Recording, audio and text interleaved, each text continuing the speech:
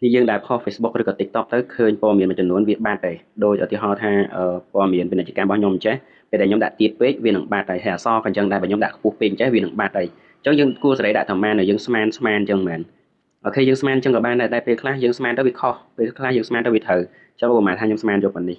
ហើយវាខុសទៅវាអាចនឹងបាត់ខ្លះអញ្ចឹងដើម្បីការពារហានិភ័យរឿងនឹងមួយនេះយើងអាចមកប្រើ save soon ហើយដើម្បី add save soon នឹងបានយើង add ក្នុង overlay ដែរទេហើយយើងទៅយក save soon ដែលយើងមានយើងតម្លាក់ឲ្យគ្នាយើងយកទៅវាស់វីដេអូរបស់យើងអញ្ចឹងវីដេអូនេះតម្រង់ប្រឈរអញ្ចឹងយើង zoom វាមកប៉ុណ្ណឹងមកអានេះពេលយើងផុសទៅភាគច្រើនក្នុង Facebook ហើយនិង TikTok គឺវាក្របយកប៉ុណ្ណឹងហ្មងអញ្ចឹងគ្នាយើងឃើញបាត់ទាំងពាណិជ្ជកម្មឯងបាត់ទាំងពាណិជ្ជកម្មរបស់យើងអញ្ចឹងយើងអាចលើកទាំងពាណិជ្ជកម្មរបស់យើងមកខាត់លើតិចមកហើយកុំឲ្យវាធំពេក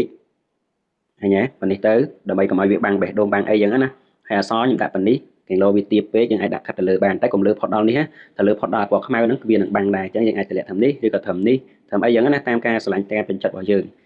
អញ្ចឹងតែប៉ុណ្្នឹងទៅអូខេបន្ទាប់ពីប៉ុណ្្នឹងហើយគ្នាយើងចូលទៅលុបsave soon ពណ៌ខ្មៅនឹងវិញ select លើវាទៅហើយយើងចុចពាក្យថា delete តែប៉ុណ្្នឹងទៅអូខេហើយយើង save ទៅហើយយកទៅផុសទៅវាអត់បាំងទៀតទេតែប៉ុណ្ណឹង